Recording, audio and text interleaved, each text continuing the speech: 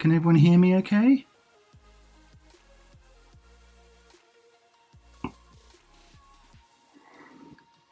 Let's just check everything's okay. What are we doing today? Let's see. I'm a bit quiet. The microphone's as high as it will go.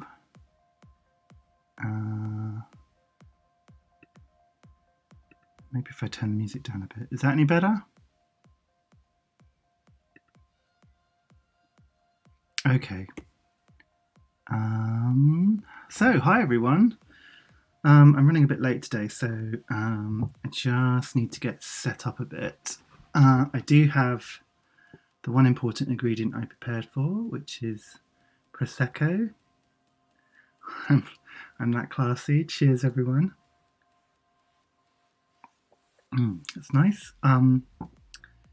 Yeah, it is, as Morgan says, nice. I don't actually know if you're allowed to drink on Twitch. I hope my account doesn't get banned. Right, okay, let me just get my notes together for today.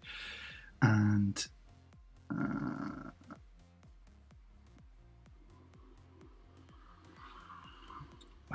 display, screen timeout.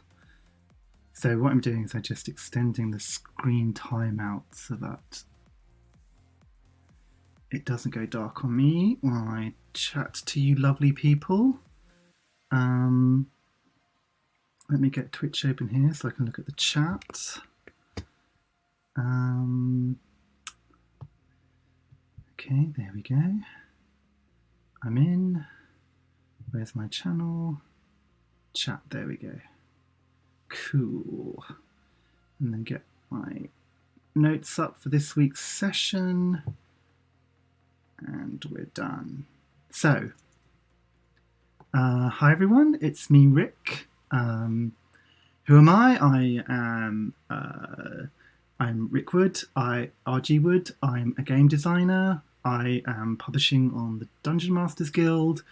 I run through my imprint, which is Grizzly Eye Games, and every couple of weeks I tune in to see you lovely people, have a little bit of chat about whatever, perhaps do a little bit of game design, which is what we shall be doing today.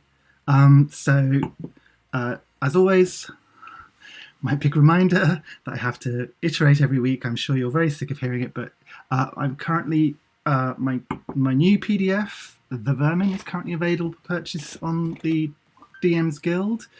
If you go to grizzlyeye.com, you can see it there. It's like $1.99. I don't know how much that is in pounds. I think it's like £1.50, and it's like 10 pages.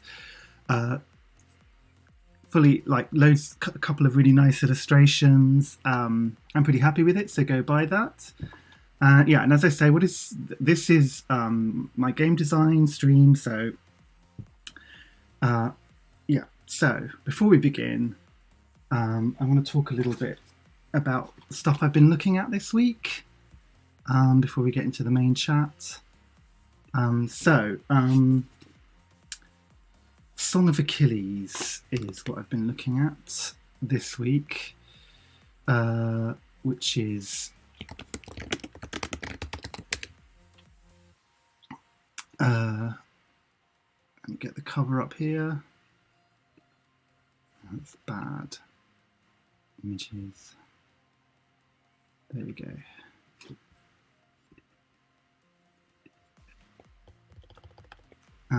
So this baby.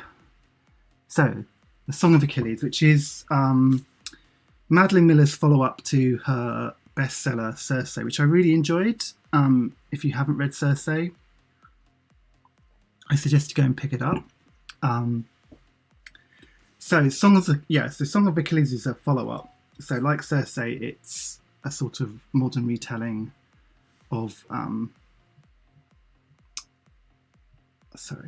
modern retelling of a particular Greek tale, in this case, the tale of Achilles. So, I hear you ask, how gay is this book? This book is really gay. I didn't know that when I bought it. Yeah, I'm not a big romance fan. Hey, Mordina, hi. Welcome to the stream. I'm just talking about Song of Achilles. Probably the gayest book I've read in a long time. Oh, hi, Liam, sorry. Hey, Liam, welcome. Yeah, I don't know how to... It's not what I expected, definitely. The Circe's just... So Circe is a sort of feminist retelling of the legend of the witch Circe. Yeah, all the homo plus extra. The Song of Achilles is, I guess, sort of queer retelling of the legend of Achilles. And it's about Achilles' love affair, basically, with his childhood friend, Patroclus. Patroclus. And it's very bizarre. I mean, okay. So I'm normally quite cynical about romances, and I'm a bit sort of iffy about any of that kind of stuff. But hi, Kat. Welcome to the stream. But by the end of this book, I was crying like a little baby. Honestly, I was. So at the first, it's just basically like a gay romance set in the Greek era, and it's pretty standard gay romance. And then Achilles goes to battle against Troy, and it amps up a bit. Yeah. So actually, I was a bit sort of, what is this, when I first started reading it? But by the end of it, I was like, yeah, 5 stars. It's really good. Obviously, we all know how the story ends up, so it's very sad, but yeah, well worth a read.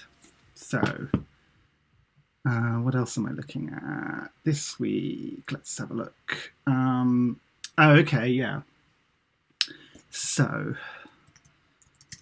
the other thing I've been looking at, which I'm very excited about, is this, A Pound of Flesh. Let me check you guys can see that. Hang on, Kat's saying something. To be frank, isn't the original Achilles already pretty homoerotic? She's probably just giving it extra polish. Yeah. I to be honest with you, I never got to study classics, so I have no idea. I have very little idea about Greek history, Greek legends. But yeah, if it was gay, they definitely amped it up a bit. Open that. Come on. Why is this so slow? Actually, no, I can't. I need to do it through the browser. Okay, so Pound of Flesh. Yeah. So, let me just check chat. What's going on? Yeah. So, Pound of Flesh is a supplement for the Mothership sci-fi role-playing game. So Mothership, I don't know if you've heard about it, but it's a sort of old school retro science fiction role-playing game that's sort of doing the rounds on the indie scene, and it caused a bit of a stir. I think another live streamer reviewed it, whose name we shall not mention, but yeah, I'm not a big fan of general old school stuff, but this I did kind of like, I think. Yeah, Morgan's saying, I think Achilles is that mythology. Yeah, it definitely is, as Morgan says, that mythology. Yeah, so Pound of Flesh, it's... Let me scroll through. You can see for yourself. It's pretty dense to start. The first thing, it is really information thick. It comes in this sort of painfully neon pink, which is at first a bit jarring, but then I guess it's got that sort of... I think Mothership's supposed to be like it's like a unbranded alien role playing game. So it's all sort of a bit sort of retro 80s. So Liam's saying would be good for a map basis for a space adventure. Yeah, I mean it's so this supplement isn't an adventure in and of itself. It's like it's basically a fluorescent equals queer, right? Well, yeah, in the 80s that was certainly true, and I don't actually know if it is that queer, but it certainly is very distinctive. So basically, it's supposed to be the pound of flesh is supposed to be this set in this space station called the Prospero's Dream, which is actually, when I think about it, kind of a corny name for a space station. But yeah, it's supposed to be like a base of operations for your mothership campaign. Yeah, so I mean this. So yeah, so Kat saying I was going to say I was kind of digging the pink, but I can see it being a bit hard on the eyes after a while. Yeah, so I'm going to say I love this, but like all OSR games, it has this sort of very inventive layout, and every page is different, and there's a lot of information packed into every single page. And it's short. It's how many?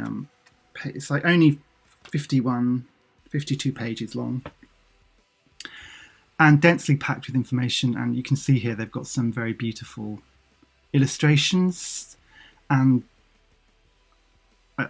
maybe I'll have my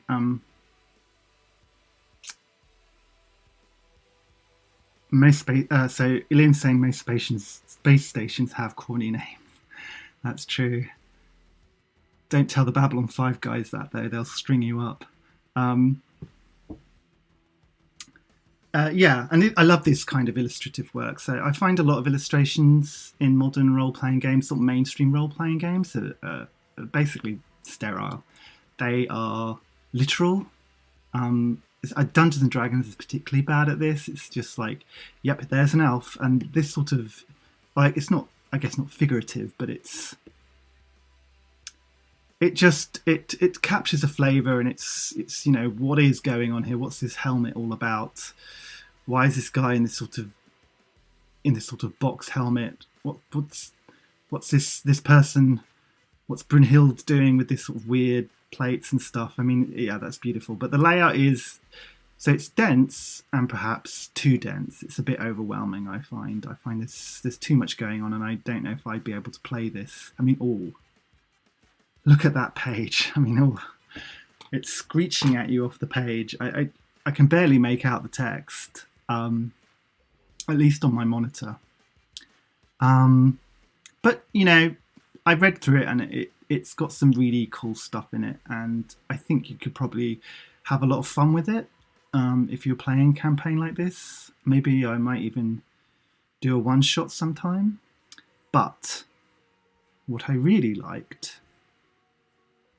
is the phase system. Let me go to the description of it.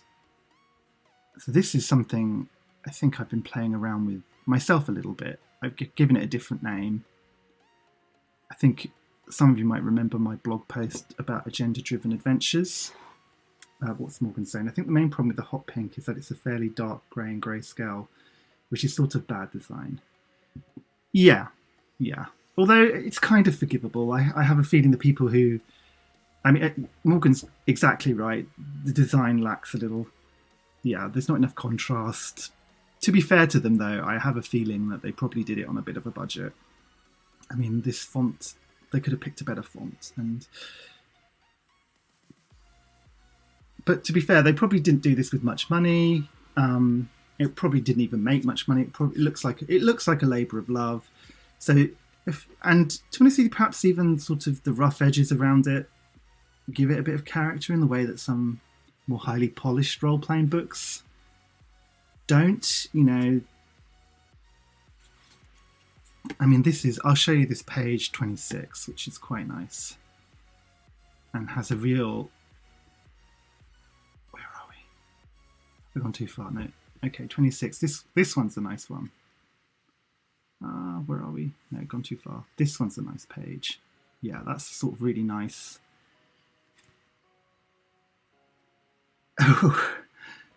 So Liam suggested that we play a space game. I can't see what emoji face. Is that an alien emoji face? But Morgan is disputing that, saying I want a GIF for violent head shaking. And Liam's quite saying, what's your beef with space, Morgan? And Kat's, I don't know what that, maybe it's another alien emoji that Kat's responding with. But yeah, what is your beef with space? Yeah, so the phase system, I want to talk about that because that's something I'm really excited about and I want to use in my next campaign, the last post, which I'm preparing as we speak. I mean, not literally, but I'm definitely thinking about it. Yeah, so this is brilliant. So basically, there are 3 storylines in the station, and each storyline has 3 phases. So there is a Teamster strike that's slowly building up. There is social unrest. So the space station is divided into layers. At the bottom layer, they are the people who live in the choke, which is an O2 restricted, basically debtor's prison. So they're about to revolt. And then what the third storyline is, there's some weird bio-cybernetic virus that is taking over the station, and it's quite serious. So each of these stories have 3 different phases that progress if you don't intervene. So if the players don't intervene in these stories, each time they come back to the station, one or more of them will have progressed to the next phase. And that sounds really simple, and it's like stuff like, I don't know, like phase 1 of the Teamster strike. There's a footage of Teamsters being executed by the mercenary group who police the station, and then that might escalate to a full-blown strike in the phase 2, and then it erupts into worse stuff later.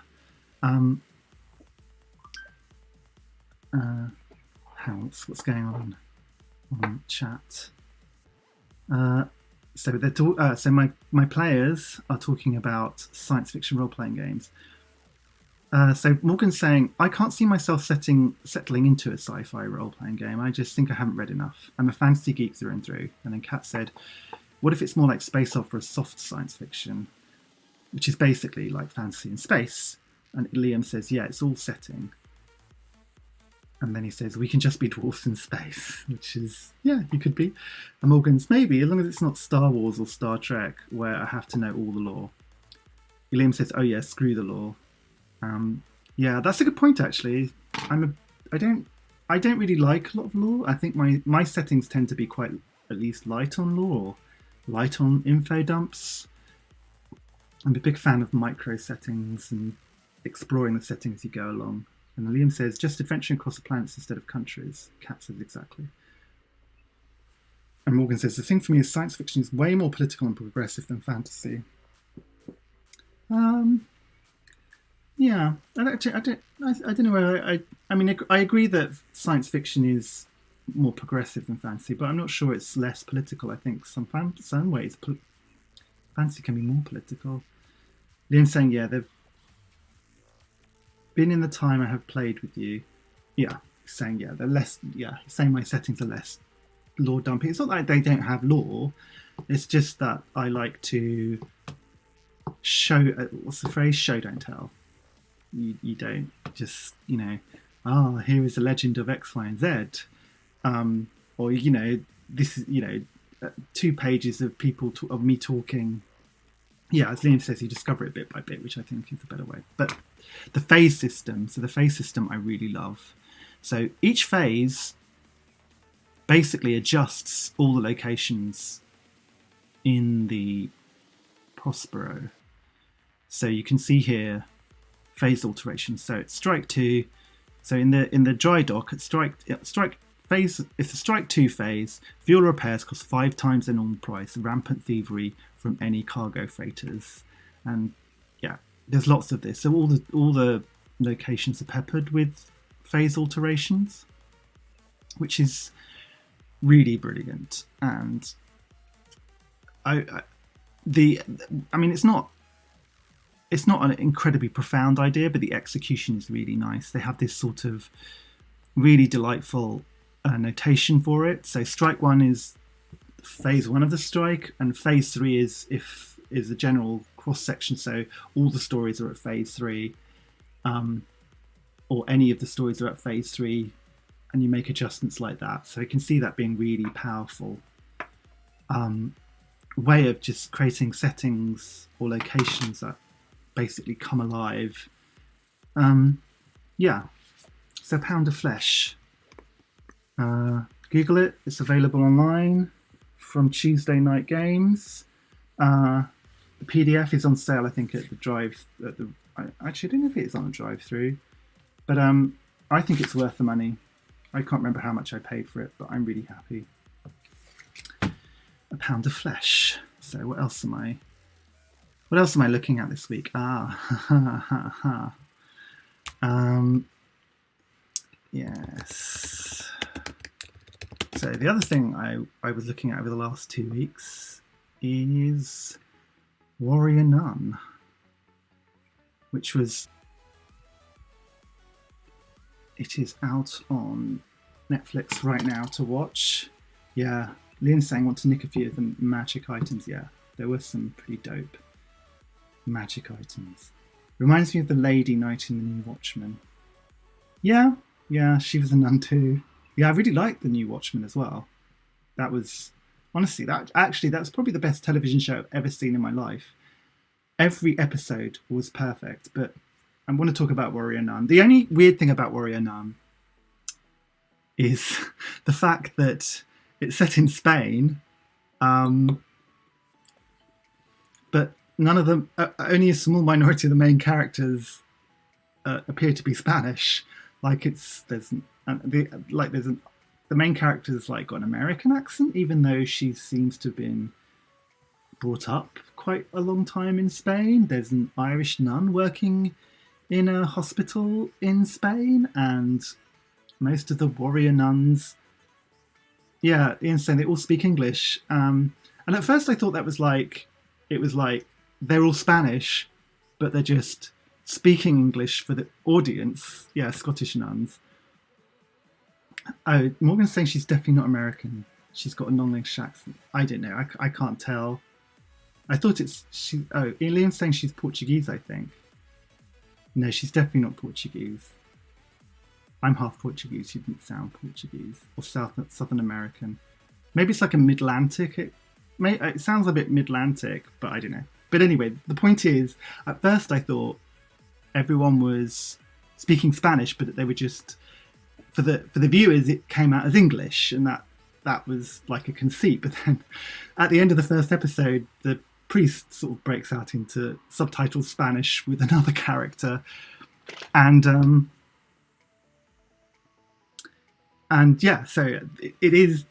They are speaking English to each other, and actually, even though it's set in Spain, only a minority of the characters are Spanish. But yeah, I mean, it could have been set anywhere really. It didn't need to be set in Spain. I guess it needed a lot of churches. Liam says she's Portuguese. Oh, okay, she is Portuguese. I don't know if she learned English from Americans. I think it's meant to be international. Morgan's saying I think it's meant to be international, which is why they all speak English. Yeah, so maybe all the warrior nuns. This is a terrible name. They might as well call the ninja nuns. All the nuns. Yeah, I guess they belong to this sort of conspiracy, and apparently the lead actress is Alba Baptista. She's good. I really rate her. She's got a bright future ahead of her. But yeah, I mean, if you can, it's all nonsense, and if you can ignore the silliness, it's a treat. Yeah, Morgan said, I don't know, maybe I can't tell American English accents. Yeah, American English maybe. I'm not quite there with American English. Oh yes, Cat's Portuguese, so she's saying, oh yay, represent. So yeah, if you got a chance, I thoroughly enjoyed Warrior Nuns. It's like I say about a good book. Like I really like Songs of Achilles and what did I review last week? The Ben Aronovich book. They fly off the page and they're just entertaining and they've got rhythm and you're not wondering and you're not wondering why things are happening and you're not flipping back and rereading paragraphs because they don't make any sense. It's just good, solid writing, dialogue, drama, what have you. Okay. So enough about what I'm looking at. Actually, let's see who I've got on the stream at the moment. How many people we've got? Oh, we've got a few. Okay, so what are we doing? We are.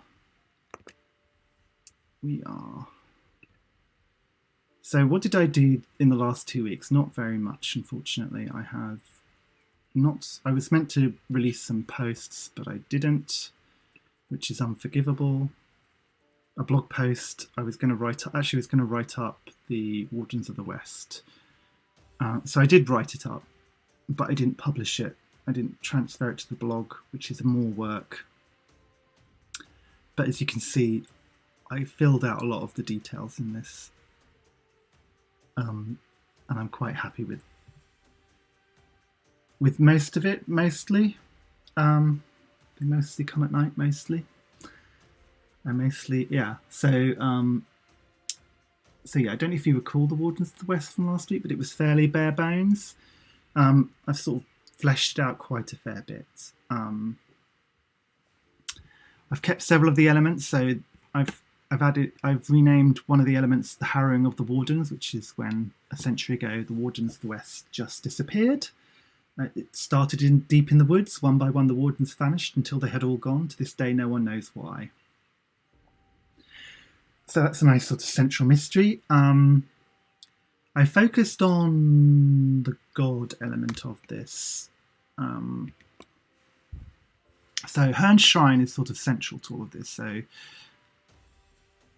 3 winters ago, a rugged trapper named Allard of Wormley stumbled upon a strange shrine deep in the woods. Despite their misgivings, they passed the tree. Beyond, a strange night fell. Despite the early hour of the day, it was pitch black, so Allard lit his lantern, and by its flickering light, they beheld a path through the woods. So that should be their lantern. At the end of the path, they came upon Hern himself in all his antlered glory, sitting upon a throne of warped wood. And then Allard returns from his visit to Hern and has been given a new purpose. He is now a newly minted Warden of the West, the first in a century, and he goes and starts recruiting. So yeah, and then the last bit is another little detail I came up with is that the signature look of the Wardens of the West is they all wear animal masks made from twigs, feathers, leaves, and other natural materials. So I thought that was quite a nice sort of detail. Yep. And I filled out some of the features. Some I'm happy with, some I'm not so happy with. The sort of core feature, the starting feature is the Warden's right. So every Warden has the right to hunt wherever they please in the Western Wilderness. Friendly and definite creatures will allow Wardens free passage through their territories, and that includes beasts. And I made an additional detail that if you're accompanied by a Warden, you only have a random encounter on a roll of 19 or higher. And then for the rest of these are kind of masks. So you get a sparrow mask at first level, and you can choose between a hawk, fox, or hare mask when you reach 3rd rank. And the masks are actually magic items, pretty low magic items. So the sparrow mask, for example, gives you a little bit of luck once a day.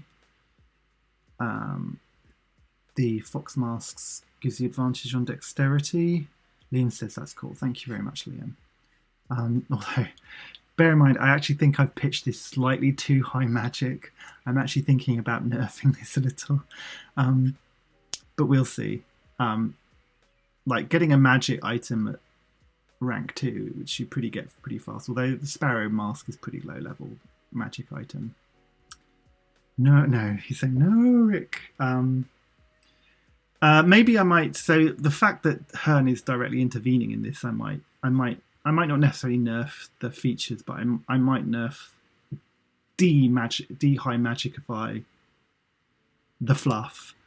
I don't know if having Hearn so direct, and it's sort of become almost like a religious organisation, which I didn't want. I think I want to perhaps focus on the guide aspects of them. Perhaps they're not so much wardens of the West; they're more like guides than they are like necessarily protectors.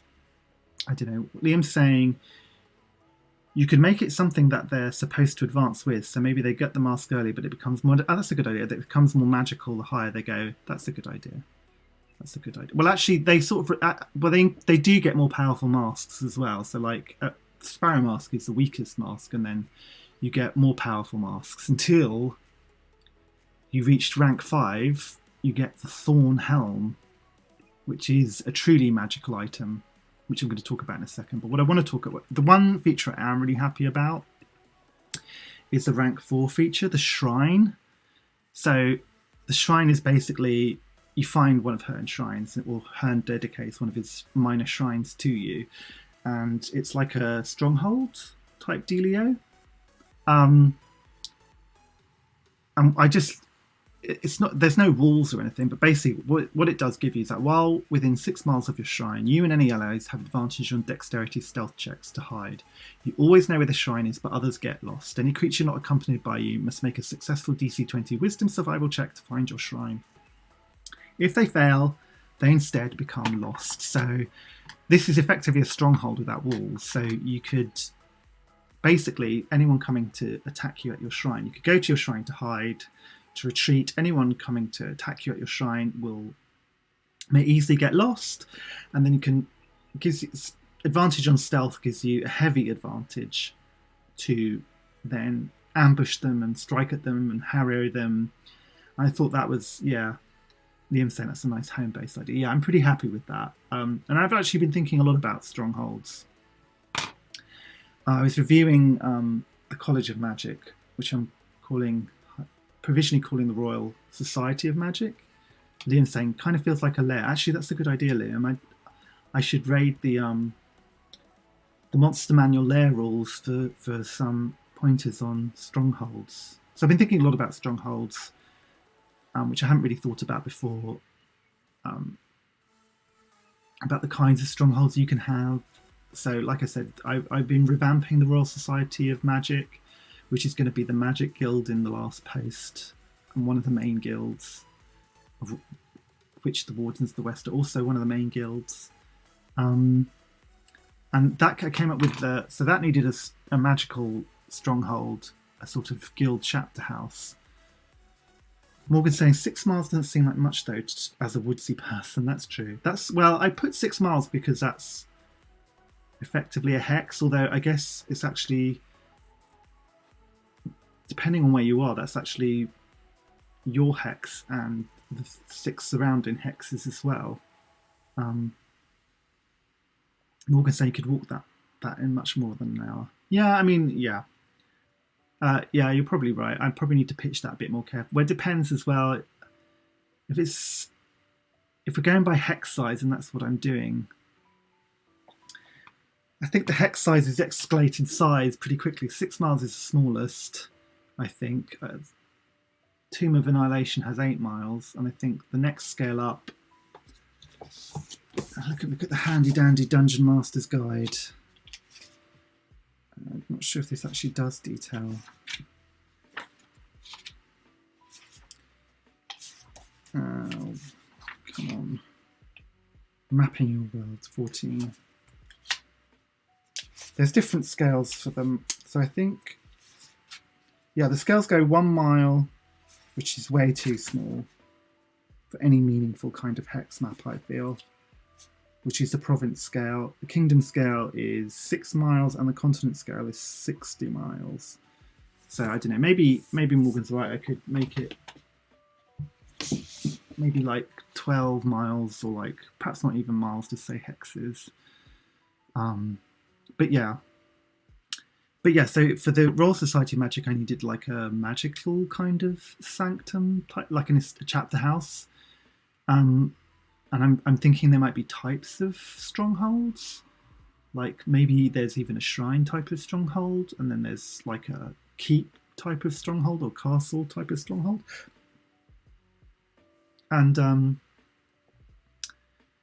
and like an establishment type of stronghold, which is just like a building, like a thieves' tavern or a bard's theatre, or in this case, a chapter house. And perhaps they're all modified. So I thought the idea of a warded establishment is one that is magically warded. So on your back or within proximity of it, you're resistant to magic and things like that, which I thought was quite nice. Let's see. Morgan is saying, doing it by hex makes loads of sense. So I never agreed with D&D's walking movement rates. No, I'm finding them a bit tricksy. An experienced traveller can do 20 plus in a day on average. Not pushing themselves. Although I think, to be fair, the distances are modified by the fact that, like, yeah, if you're on your own, you can do 20 miles, but maybe if you're... Liam's saying I always do 24 miles as average pace. But that it doesn't include, like, stopping or getting lost or having to find your way around. Maybe if you're exploring worlds, you don't know where you're going, but then maybe they could add, like, a modifier if you're exploring. Yeah, Morgan's saying the long distance hikers I know can do 50 plus if they push through. That's true. So, yeah. Liam says some of the distances assume that you take small breaks or keeping to the slowest person. Yeah, there's that. Like, you're not just traveling by yourself; you're traveling with other people. Again, maybe there can be some sort of advantage to traveling as one, traveling on your own. But yeah, I mean, I can look at the distance here, or I'm sure that would come out in playtest. Although that's interesting as well, because maybe stronghold effects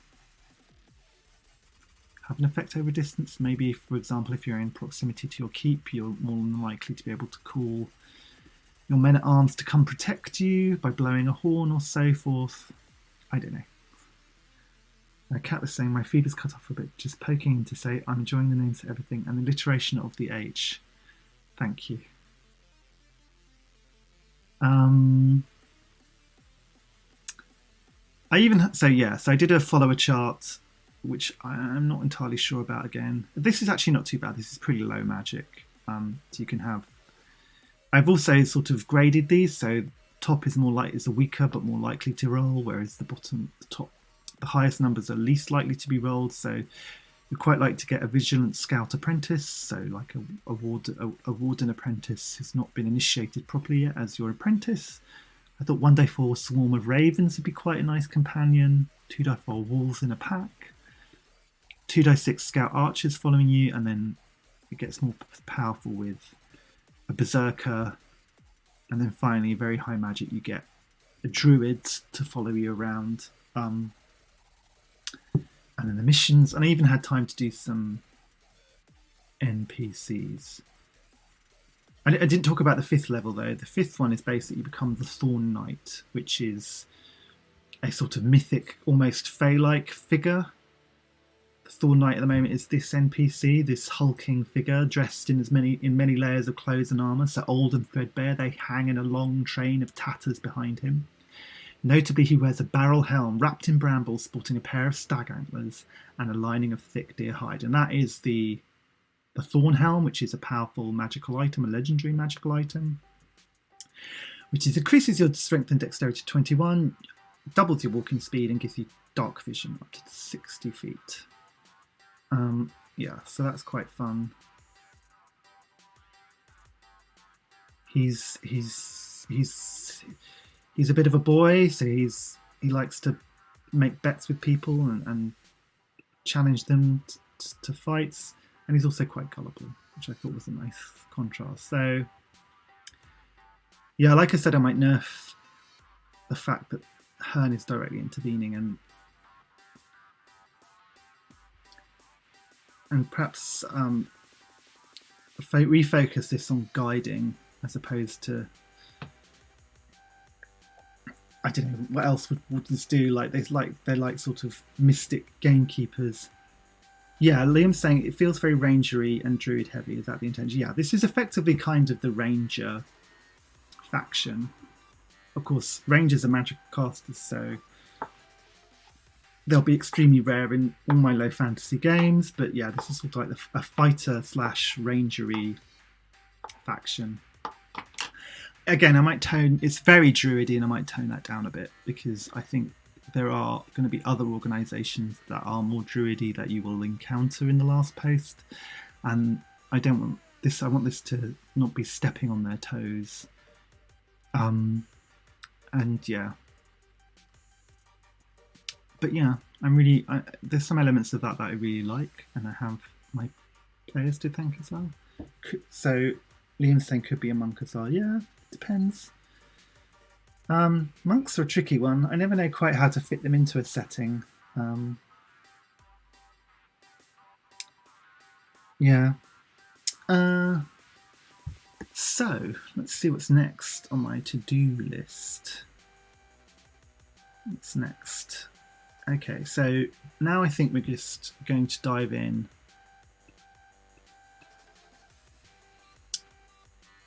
to the work we're going to do today. Work, which is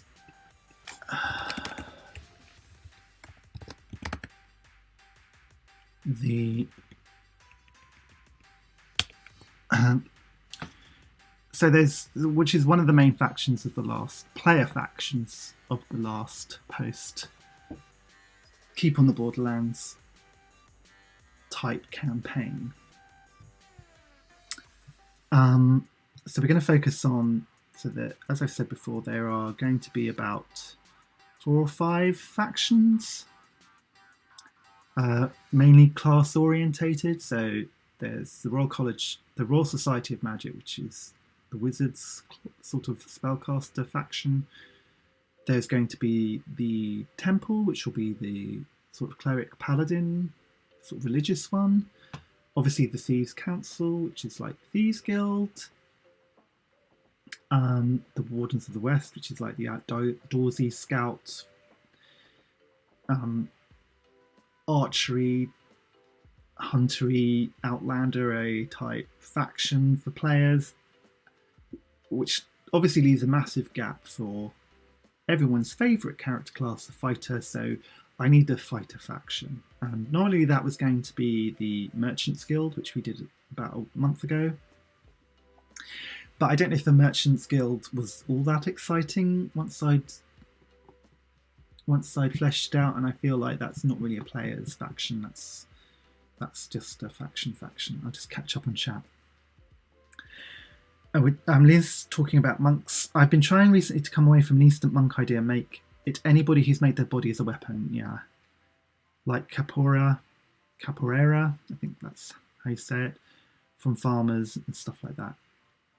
Yeah, that's a good point. I think the problem, yeah, this comes to one of the big game design problems. I think Liam's brought up an interesting point, which I call, in fact, it's a universal problem. It's one of the most serious problems in game design, in tabletop role-playing design, which is bleed. The idea of bleed. And it affects everything. It's quite an important one. And in this case, what we're talking about here is the problem of how we name classes and how we flavor classes bleeds into how we use them, or rather the mechanics are contaminated by the flavor, and then we can't separate the two from the other. So in the case of the monk, it's supposed to be a sort of Eastern mythological character type monk, martial artist, mystic type character. But the mechanics don't necessarily have to be that way. As Liam says, they're perfectly flavoured as just non-weapon fighting specialist, of which there are many, like legends of that. Oh, hello, Person Dynamo 2222. Hello, welcome to the stream. Nice to meet you. Thank you for joining us. Okay, let me catch up. So Liam's saying, like, I built it. So Morgan's saying the working class English pugilist is a good archetype. Yeah, I think that would make a good monk. They actually created a separate class for that, but I think you could easily use the monk for that. Liam's saying like a built-a-monk boxer, really. Morgan's saying it's in the name monk, though, isn't it? Yeah, as I was saying, the monk is a problem. The East Asia stuff is a problem. And as Liam says, the name comes from older editions. I'll call you Person. I can't call you Person Dynamo 222. I'll call you 2222. Liam's saying when they brought the monk into Dungeons and Dragons. So bleed's a serious problem. So the problem is the monk is, and it's an unsolvable problem. So the reason you can't do that, and it's probably impossible to do that, is because you can't separate the flavour of the monk from the mechanics. The mechanics don't sit in a vacuum. They sort of, it's easy to think that they're distinct and that the mechanics come first and then the fluff is sort of the wrapping around that, but that's not what happens. With bleed, they bleed into each other psychologically for the players and as well for the game designers. And that's why it's difficult playing the game, because like we have wizards, sorcerers and warlocks, and they have very, very clear mechanical definitions, but sorcerer, warlock and wizard, they can mean anything. A sorcerer is a synonym for wizard, really, and that's not the case of bleed. Now it means when you play Dungeons and Dragons, you can't use the word sorcery or sorcerer without bringing certain connotations of other stuff, and you can make things around that, but it's tricky. So what they're saying, Liam is saying, it came from a book called Oriental Adventures. It did indeed. Morgan's saying, ew, it's from there, yes. So Oriental Adventures is part of the ongoing controversy about race and Dungeons and Dragons. It's been quite rightly called out as an extremely problematic piece of work. Liam's saying I have the book. I think there's a few books. So Morgan's saying stop profiting from Oriental Adventures. So Wizard of the Coast don't sell the physical game, but they are selling the PDF on the Dungeon Masters Guild. They put up a label on it warning saying, look, they made a good step in that they noted that it is racist and it has problematic elements, and they're keeping it up because they don't necessarily want to hide that history, but they don't necessarily want to promote it, but they're still charging money for it, and I think they should just give it away. I don't really understand why they're not giving it away for free and just saying, well, look, it's problematic, we're not going to make any more money off it, it's here to download for reference, we don't recommend that you do refer to it. I mean, I can't be making that much money out of it, and the publicity win would be in excess, but they're still selling it. It's a bit crazy. But bleed, I want to talk about bleed more, because bleed's really important. Because I'm trying to think, I mean, Morgan's saying yes, but this is late in the game, so it's 100% profit. There's no sunk costs. They're not making any losses if they didn't charge any money for it, but they continue to charge money for it. But actually, that's another good example of bleed, is the Oriental Adventures, because again, that's a case where I think a lot of people are defending it because they think that it's fantasy, it's a fiction, it's not real life, it's all of this stuff, but that's not what happens. It's the sort of mythic, the sort of very fake, crass mythology of Oriental Adventures bleeds into real life, and there's people of Asian descent are very upset by this, whereas for people not of our Asian descent, they don't really see the problem, but the problem is there. It's bleeding into the real life and causing problems with people. And this is another example of game design bleeding in, where you don't expect it to. You think that you can contain the design, but the design bleeds everywhere. And you need to be aware of, when you design something, you can't just say, oh, it's just game, it's just the rule mechanics, because the rule mechanics have an effect, and they have a psychological effect, and that's a really important thing. In fact, that's why role-playing games are. Bleed is why role-playing games are fun. Liam's saying, I've been trying to press on my players that flavours whatever they want. Like I said the other day, if you want a great axe to be a model shark, that's cool, as long as the mechanic doesn't change. Sorry, Liam, I'm going to disagree with you on that one. Again, that's Bleed. Like, I mean, yeah, you can just write. I mean, that's sort of less, for example, where yeah, you can. An axe could be anything, and the mechanics aren't very detailed for an axe, so there's not a lot of chance of bleed there. But I don't know. I'm probably not talking that coherently because my thoughts aren't well formed on this, but basically the idea of bleed is you can't separate mechanics from real life, and you can't separate mechanics from fluff, and that they all bleed into each other, and you need to be super conscious of that. So I don't know. Let's stop talking about this, and let's talk about the Mercenaries Guild. So this is going to be the fighter faction, which is actually probably a terrible way of referring to it. So I'm more thinking it's going to be no, that's fine, Liam. It was an interesting. It's all good. It was an interesting point. It's all food for thought, and I need to. It's interesting to understand where the limits of bleed are and where they stop, and I think it's really important to think about that stuff. So, the Mercenaries Guild, name to be confirmed. This is a working title only. Is going to be our sort of adventurer / fighter guild. So, as I always do, I'm going to go through the elements of faction design, which are really the elements of all kinds of world-building design, but in particular are for factions. So it's in two parts, mechanical and fluff, although of course you can't separate them. So the elements of a faction are the ranks, the titles rather, like captain, private, lieutenant.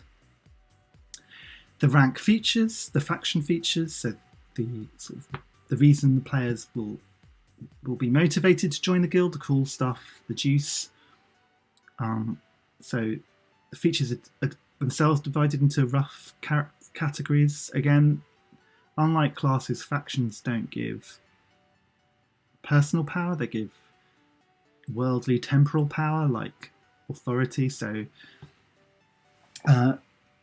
each rank has one or two more features. The first rank is always like a soft background feature, so non-mechanical feature, something like you would see in the backgrounds. The other type of faction feature is like reputational authority, so you might be part of a mercenary guild that's feared, so you might have advantage on intimidation checks, you might have authority over, you might be part of a night watch and have authority over common people. You might be part of a noble house and just be, full authority. And then they're followers, so in the tradition of Dungeons and Dragons, which used to focus quite heavily on followers. And strongholds, the factions give you followers and strongholds.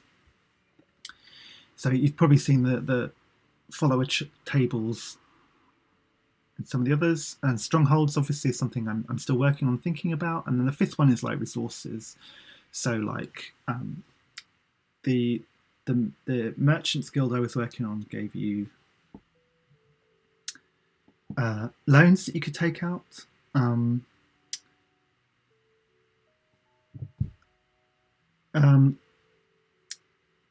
like magical items, perhaps, and I don't know, weapons. So you might have access to an armory, which might give you access to free weapons and armor. So that's the mechanical stuff. The most important element really is the fluff, which is also consists of. So the fluff. The main part of the fluff is the story conflict. So where did the guild come from, why are they there, what do they do, and what this is role-playing games are dramatic medium, so where is the drama, where is the conflict.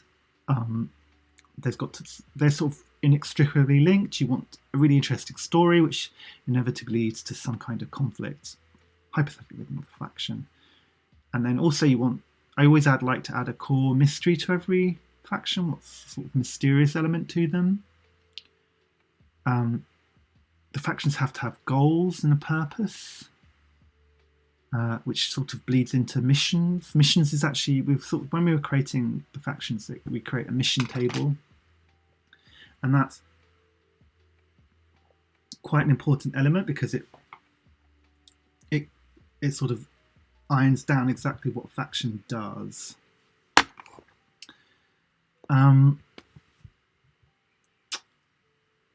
But there is one element I've been missing from all of the design I've done, which is it's most important one, which is aesthetic. So you can have a great story, you can have a great organization, it can be really have like a great dynamic, but then there's lots of guilds and lots of factions, and you have more than one faction, and they start to blur and you forget which is which. How do you stop that?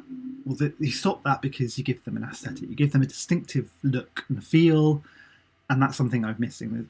I've created like the Merchants Guild, but that didn't really have any distinctive. It had like they were supposed to carry a set of scales, but that's not really distinctive enough. You want them to have completely different profile to each other. You want to just sort of offhandishly give a couple of details about an NPC, and your PCs will instantly know that your players will instantly know that that character is from X, Y, and Z faction. So yeah, and we haven't been doing that. I sort of did that a bit with the Wardens of the West, so they have animal masks and they're sort of very earthy, made of twigs and leaves and stuff like that, although I still don't think that's distinctive enough. I think you need to think about colour, you need to think about clothes, you need to think about, I don't know, paraphernalia, accoutrements, pipes, and all this stuff that they like carry. Sorry, excuse me, it's a bubbly wine making me a bit gassy. Yeah, so check the light levels. Yeah, okay. Yeah, so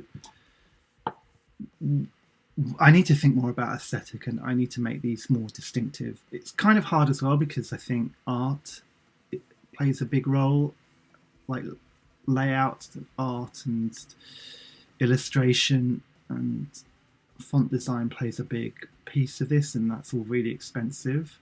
So we're going to have to rely on lots of narrative things to try and make the guild, like for example the Mercenaries Guild, distinctive. That's going to be a bit tricky. So let's. How are we doing for time? Oh gosh, it's 9 o'clock. It's gone 9 already. How did that happen? Sorry, I'm just checking my messages. Very rude. So, the Mercenaries Guild. So, I'm not actually sure. So, I actually accidentally created 2 mercenary guilds, and I think the one I want to keep is this one. Again, name to be determined, the Merciful Silver Company. So, what I'm thinking is that the Mercenaries Company is basically an adventurers guild. They do the jobs that no one else wants to do. They traipse off to forgotten ruins and rescue people, and well, perhaps not rescue people. They're not exactly the good guys. They're not exactly the bad guys, but they're a mercenary company, so they're obviously mercenary and they like cash.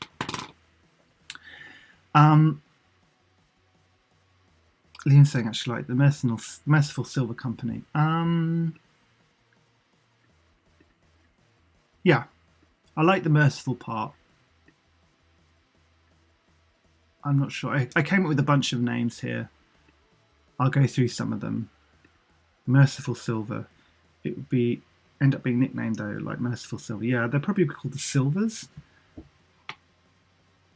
So yeah, Morgan's got a good point. I find with mercenary companies is that it's all about who started it and why. Yes. Well, yeah. So I think that's Morgan has props. Props was props. Perhaps. Yeah, all the Merciful. The Mercies. I'll go through some of the other names I came up with just for reference. There's the Urian Guard, the Merciful Company of the Rose, the Grand Company, the Grand Urian Company, the Merciful Company of Year, the Merciful Company of the Silver Mark, but I think the Merciful Silver Company I set upon. Ooh, the Mercies. Well, so to jump ahead, nicknames, the Merciful Rose. Well, Liam's saying the Merciful Rose, question mark. I wasn't so keen on... I like the Company of the Rose, or the Company of the Merciful Rose, or the Merciful Rose, but that's treading on the toes of the Black Company. I think the Glencook Black Company books, which my Black Griffin campaign is based on, the Rose features quite a bit, because they're basically those stories revolve around a mercenary company. So... Morgan's saying sounds religious, could go with your temple somewhere. Is that are you referring to the Rose? Yeah, the Rose one would be good with the temple, which I should really focus on, because really that's one of the major factions. I might focus on that next time I stream. So what were you saying? Is the Merciful Silver Company religious, or the Merciful Company of the Rose religious?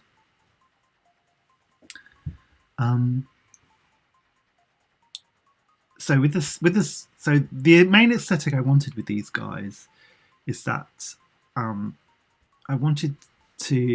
did come up with a good aesthetic for them, a really strong one. Merciful Rose, yeah, that's true. The Order of the Merciful Rose, but I don't really want to reuse Merciful. I kind of like that here, but yeah, maybe the Order of the Something Rose would be good.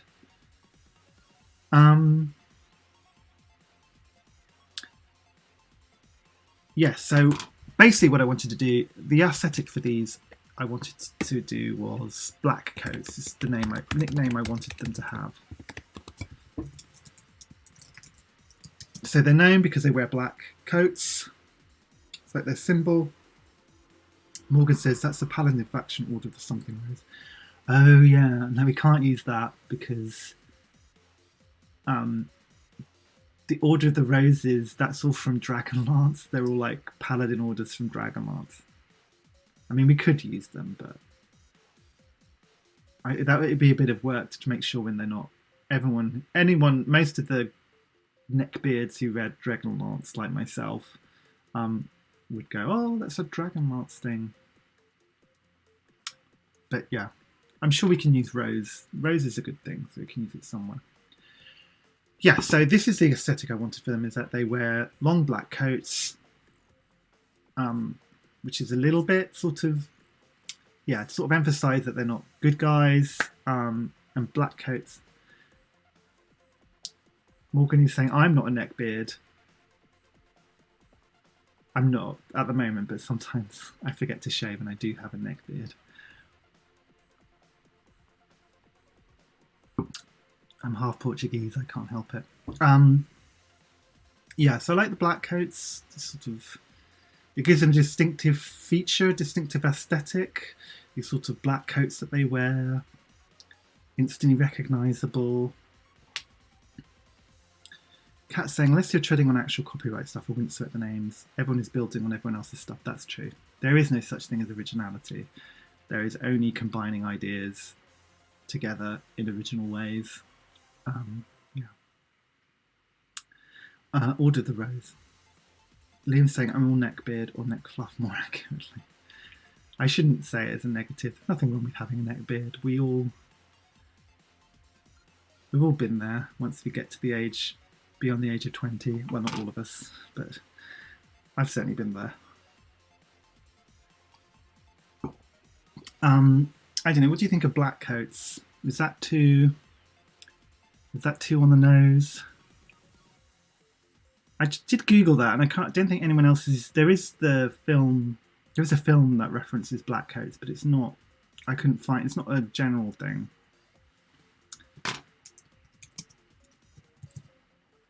Members of the Mercies are known by the black leather greatcoats they wear. I don't know. Yeah, no, that's true. So Liam's saying I'd say more black attire, that it doesn't need to be coats. Yeah, that's true. But they're called the black coats, but do you like the name, or do you think the name as well? Like, we can just make them so they just wear black a lot, but they're called black coats. What do you think? I don't be offended if you say no. I'm not 100% sold on it myself. Thank you. Liam says he likes the name. Black coats, yeah. Okay, maybe we'll keep the black coats there. Are known by the black attire.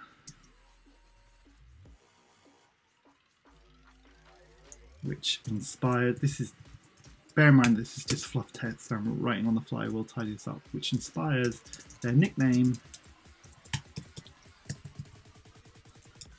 the black coat. Oh, I can't type. Okay, so we have an aesthetic, and I'm quite happy with that aesthetic. I think, you know,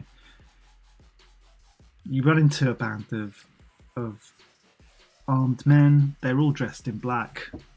Oh no, go the PCs. We've run into a band of black coats. Don't worry. We can bribe them. They're mercenaries.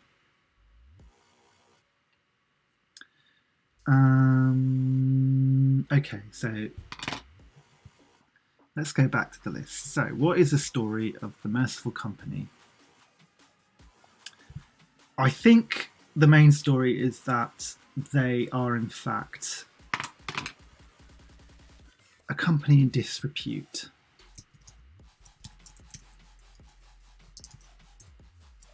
So the story is, the reason they're out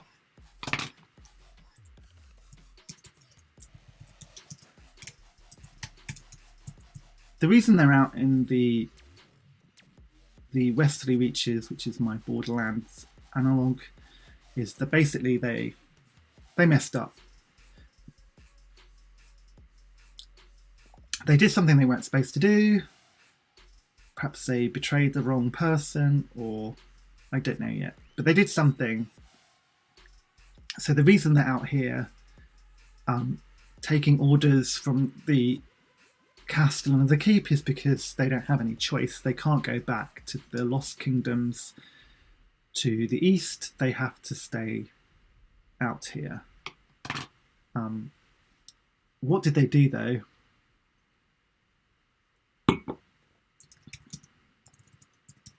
Oh dear.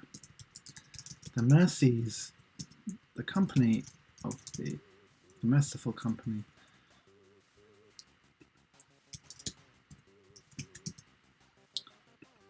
of the Silver, oh, what did I call this? Merciful Silver Company, sorry.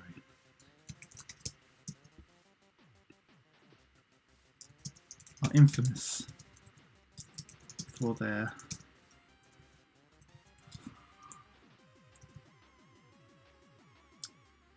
Morgan's saying pariahs. Maybe they were king's men and they killed or allowed the king to be killed. That's a good one. Yeah, that's a nice one.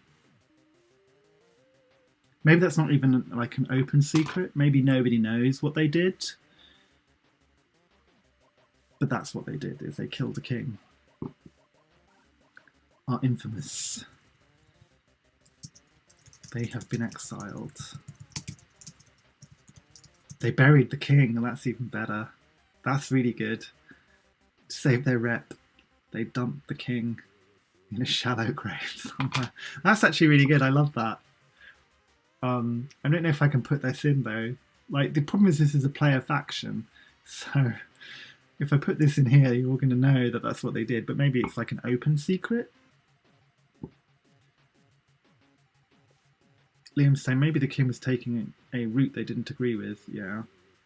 No, I feel like it's better if they messed up. They just like friendly fired him and killed him. They're known, or they're known, so they're known as betrayers. Yeah, that could be it.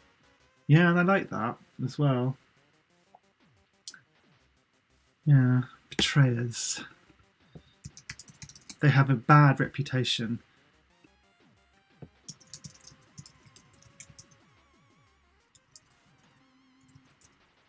Well, that's quite a serious crime, though. Oh, but they were doing the good thing. Yeah, I guess that would. Yeah, so they tried to do the good thing, but they ended up messing up big time. So now they're exiled. Liam's saying they would take the blame to save the kingdom as they swore to do. Yeah, that's perhaps. I mean, yeah, that's kind of. I like that, but it's changing the tone of them a bit. I want them to be. I don't necessarily want them to be good, but then maybe that's not a bad thing that they're a bit heroic. For a terrible betrayal. Known.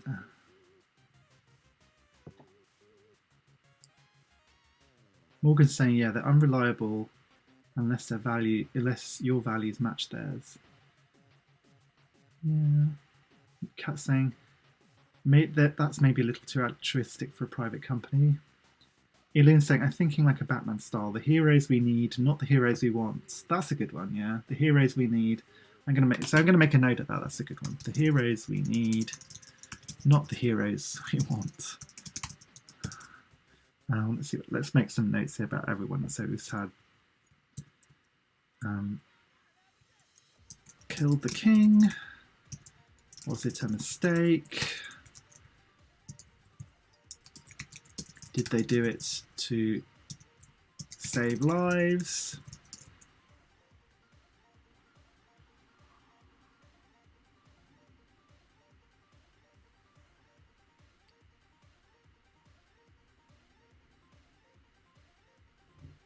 So Liam's saying, like, if they decided we need to do some bad things for the greater good, yeah. Okay, let's say greater good.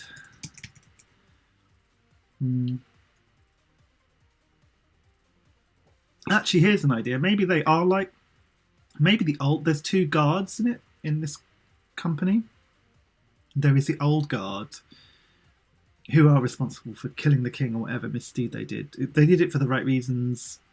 They killed him for the greater good, but now they're exiled and they're hiring the new guard in, and the new guard don't believe anything like that. They're just cynical mercenaries. So like the upper ranks still believe this, but they're slowly being taken over by the more corrupt lower ranks.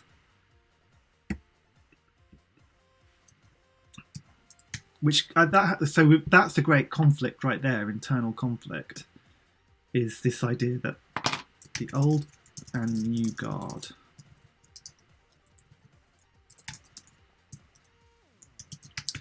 the mercies are a company divided. When first exiled to the westerly reaches,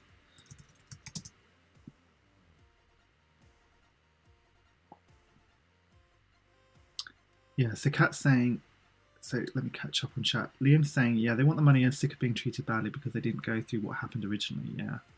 Perhaps they're even sick of hearing, like, the old guard go on about it. And they're like, come on, Grandad. Which is, I mean, okay, I'm being a bit glib here, but that's a conflict players can identify with.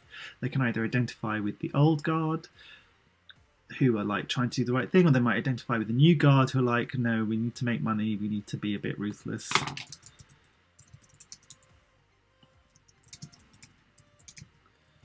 When first exiled to the westerly reaches, the company consisted of those who survived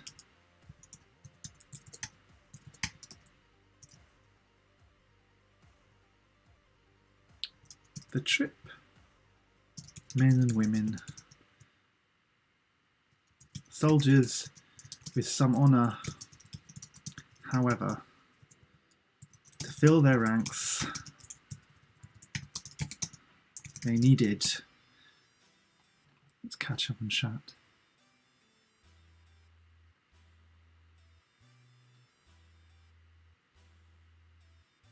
So Kat's saying, maybe some of the new guard are actually more dodgy people exactly because they need a disreputable reputation and didn't have an issue joining despite it.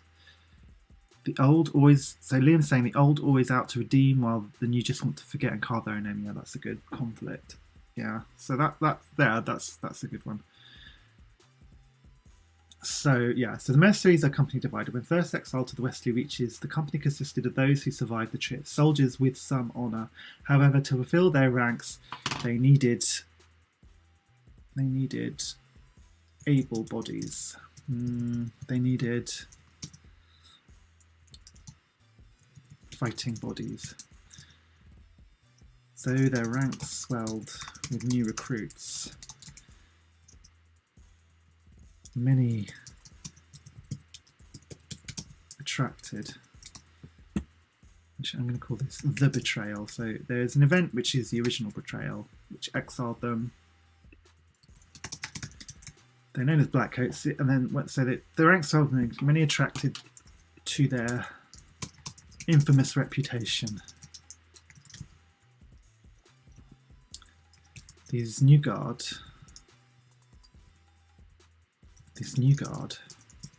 however, does not believe in honour. They want gold. Yeah, okay. I'm going to leave that there because I think that's actually really good. We've got a great... So I think that covers... So we've got the story that they were participants in some betrayal, hypothetically the killing of a king, which they either buried or there's some infamous event that happened, so now they're exiled. They come much weakened to the Westerly Reaches, so they fill their ranks with whoever's about, but of course the Westerly Reaches are full of criminals exiled from the old kingdoms to the east, the low kingdoms to the east, so naturally they're absorbing that. So will the old guard win out? Will the new guard win out? Will the new guard learn from the old guard? Will the old guard learn from the new guard? I kind of like that.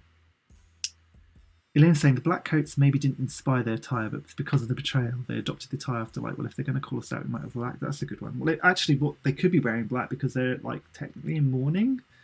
Like, they're mourning the death of the king that they had to kill, or they accidentally killed.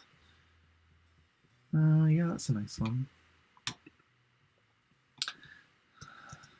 They wear black because they are in mourning for the king or queen they killed.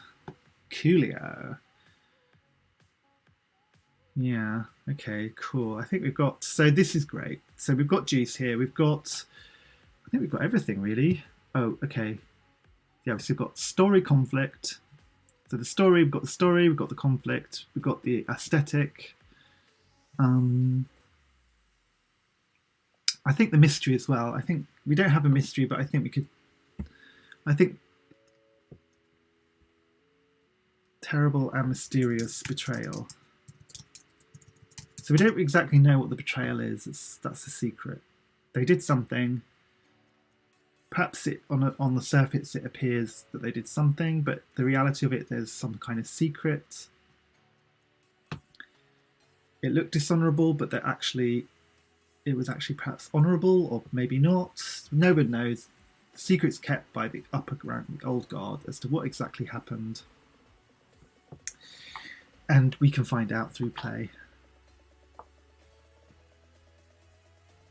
Liam's saying, I like that, because to outside eyes you wouldn't know that, you just see these intimidating mercenaries. Yeah, it gives them a bit of depth. So like, and that's, I mean, even if the players don't choose that faction, like when they run into Blackcoats, as inevitably they will, it gives like that can give you the depth you need to be able to make the encounter more memorable. Perhaps you can like Yeah, I'm pretty happy with that. I think that covers everything. Okay, goals and purpose / missions. Yeah, so we've got everything except that. What do they want? What do they want?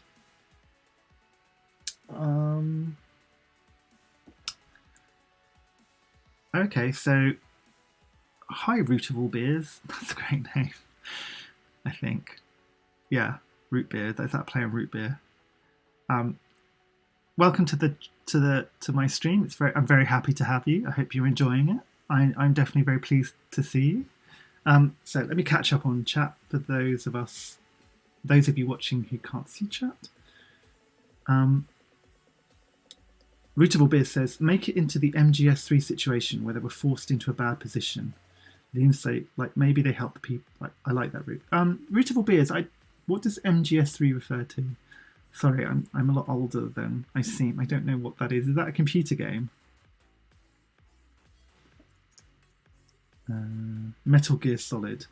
I don't know. What's the plot? What's the plot line there? Can someone summarize it?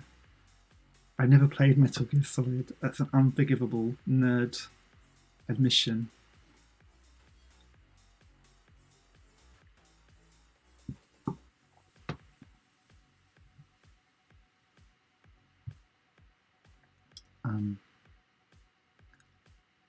I'll let you guys think about that while I move on, because I don't know anything about Metal Gear Solid. So what is their mission?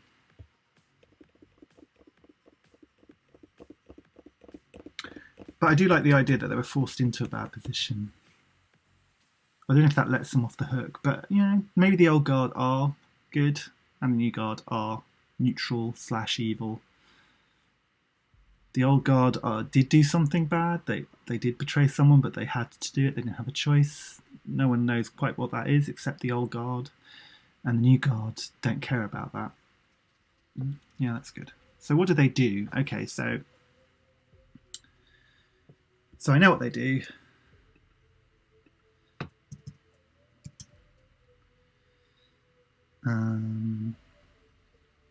House Grey contract.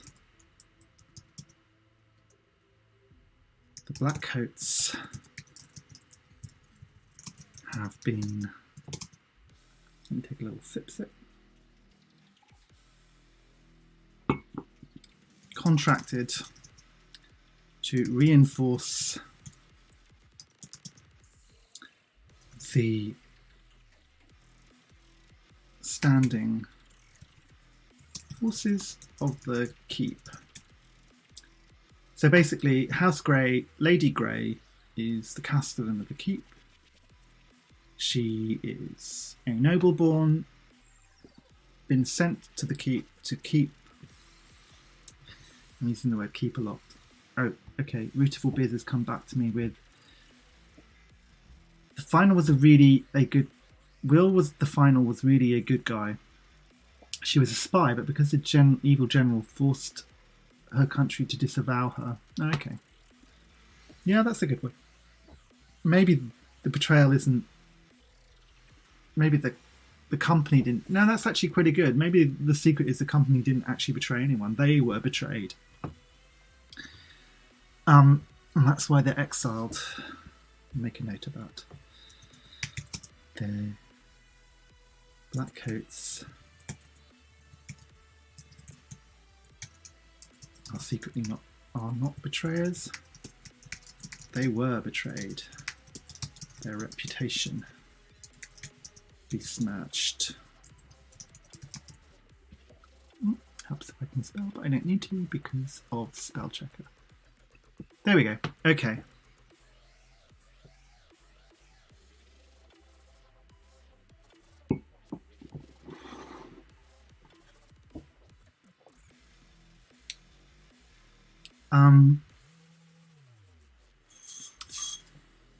So what they do is they've been Lady Grey runs the castellan. She has a skeleton.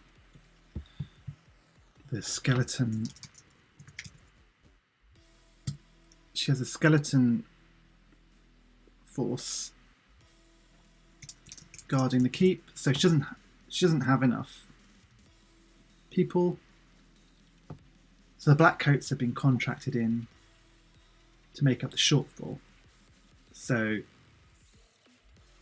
they are contracted to do the stuff that the Royal Guard, the Housegrave Guard, won't or can't do. They basically do the jobs no one else wants to do.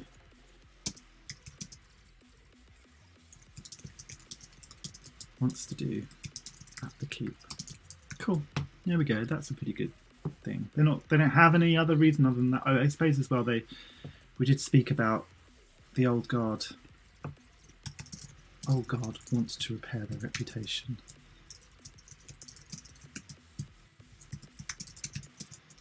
So maybe there's even some investigative missions surrounding that. You could see that the old guard want you to go here and there to find evidence that they were betrayed.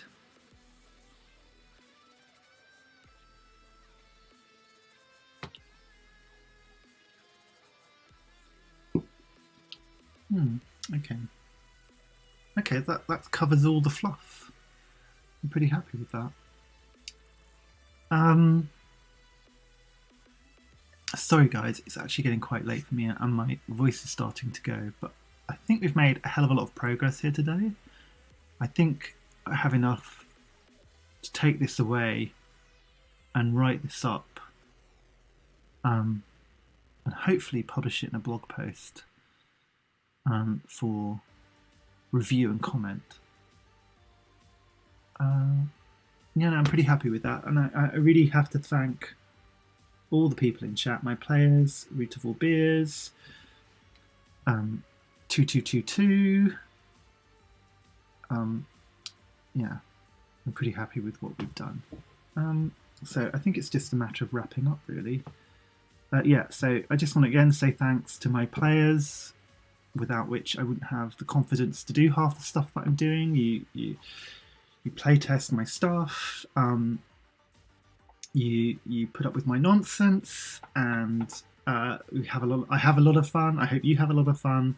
But yeah, thank you very much. And I want to have a special shout out to Morgan. Thank you for moderating, and for the general support. Morgan's saying you murder us. My player's a little bit sore at the moment because I